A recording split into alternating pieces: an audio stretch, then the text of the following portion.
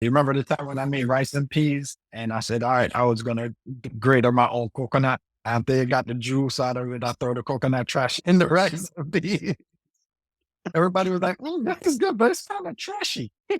Hello, I'm Michelle Beadle Holder. One of the things that I love to do is to talk to people about food. It's one of the ways that I connect with others. And I figured I would do somewhat of a podcast style talk where I interview people. In this episode, I talked to my brother, my twin brother, about food, cooking, and eating in particular. And he shared some of his own tips about cooking. Can you recall how you learned to cook? It started out with us making our own breakfast. Back then, you remember when we would have to fry our own bacon strips, scramble some eggs, and and toast the hard dough bread in the pan. You put the butter on.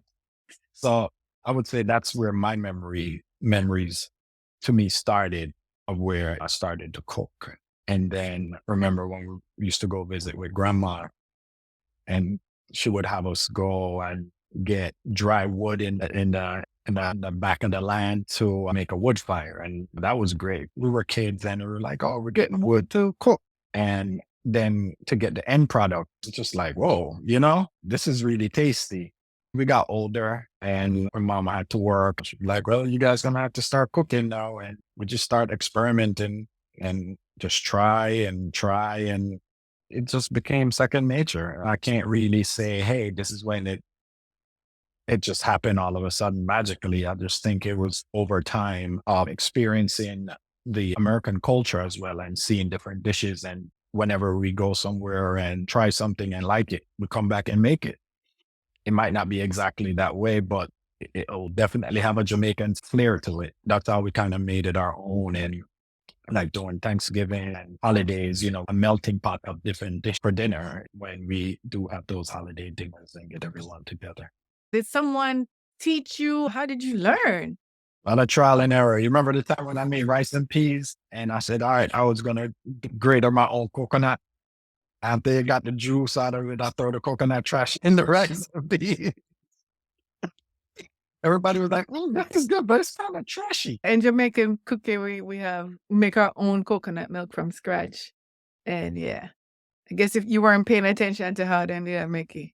No, I wasn't paying No, attention. no.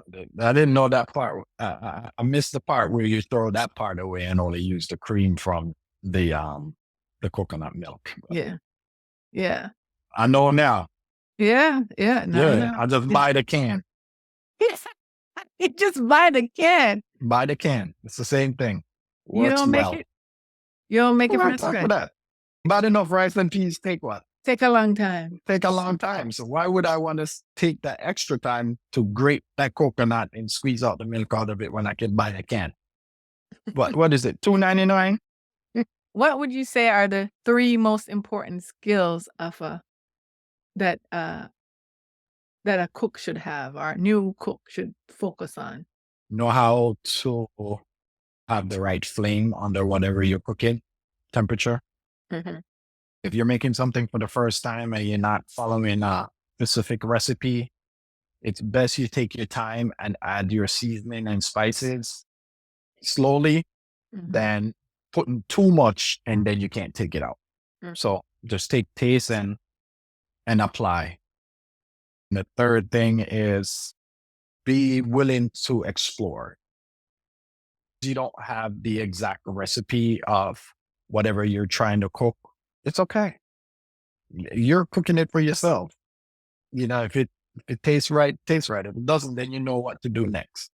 I never follow a recipe to its entirety. There is always something I'm either adding or taking away. So you just have to be willing to explore and just know, hey, if this tastes good, it's gonna get eaten. If it doesn't taste good, it's still gonna get eaten. It's to made a meal. You just can't let it go to waste.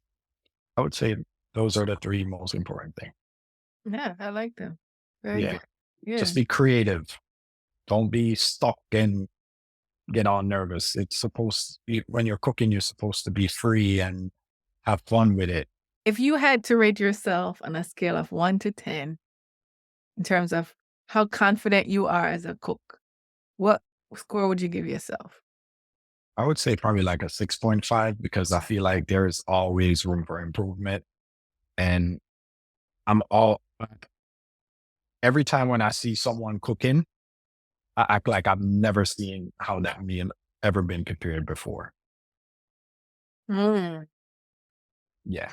Because there is there is something that you're gonna learn new. And if you go in there thinking, oh, I already know how to do it, you're gonna miss it. Just be a dummy and learn how some because you can make a pot of stew chicken a million and one way. I only know one way. So what about the other million way? I know in our culture, everybody's a big chef and everybody knows what's best, but I don't. And I'm not gonna act like I do. Mhm. I just want to know all the different ways of how to cook stew chicken or jerk chicken or whatever it is. Covered chicken, oxtails, there's so many different techniques out there. I don't know them all. I would like to know them all. So just be open for whatever because you would never know what situation you're going to be in, and you might be short on something, some type of spice or some type of seasoning, maybe pepper, whatever. But the show still goes on. What are you going to do? Stop and run to the store, or you have to know how to improvise. What's your favorite thing to cook? I don't have anything specific. Like you come to me right now and say, "Hey, make some curry goat. Let's see what we got. Let's see what we need, and I'm gonna make it." I'm not afraid to make anything. Uh, Is there an herb or spice that you really like to use? Thyme. Yeah? I like thyme. Yeah, I like thyme. Hmm. Say more about that. I mean, it definitely gives it this, I guess, like the country comfort type of taste. Mm. And I cook with a lot of garlic too. I just think it's good for the body anyway, and consuming it's have its own benefits. What's something that you'd want to learn to cook? Like you've been wanting to try, but just haven't gotten a chance to do it. A ham. A ham? Yeah. Like a Christmas ham or a just Like a a Christmas ham with the pineapple and all of yeah. that. But the one with the bone in the middle. I'm Mm. not gonna eat it, but I would like to cook it. You're not gonna eat it, you're not even gonna try it? Damn cool. Oh, I eat everything.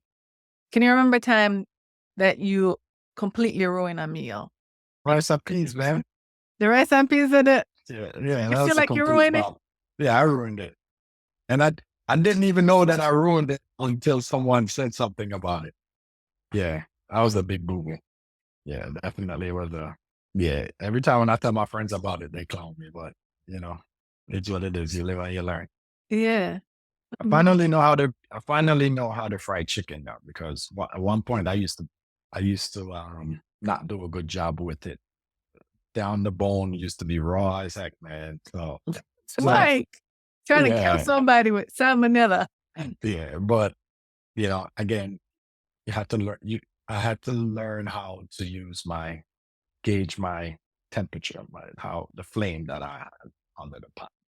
I feel like I mastered cooking fried dumpling at this point. Really? 'Cause I haven't mastered it yet, so you gotta teach me. Yeah, that baking powder does a miracle. Really? I think I'm not adding enough 'cause it'd be You're hard. not, yeah, you're not adding enough, and the flame probably too high. Yeah, I think I'm not Yeah. adding baking powder. Mhm. Yep. So, Mike, what would you say is your favorite thing to eat, and what makes it your favorite? Well, now that I've changed my diet for the past 5 years, I would say seafood is my favorite thing to eat right now. Any type of fish, pretty much, I'll eat that up, and with vegetables. So you say you change your diet. Do you mind sharing a little bit about that? I used to eat everything. I used to eat some of your food when you didn't want to eat it as a kid and you didn't want to get in trouble. So I hook you up and I'll just polish it off for you. When I was growing up, I was a very picky eater, and they used to be strict in our household, like, you need to eat off all your food, everything on that plate. I couldn't handle it, and I'm so thankful that I have my brother because 'cause I'd be like, "Mike, you want this?" Help me now. I like I said, pass it over.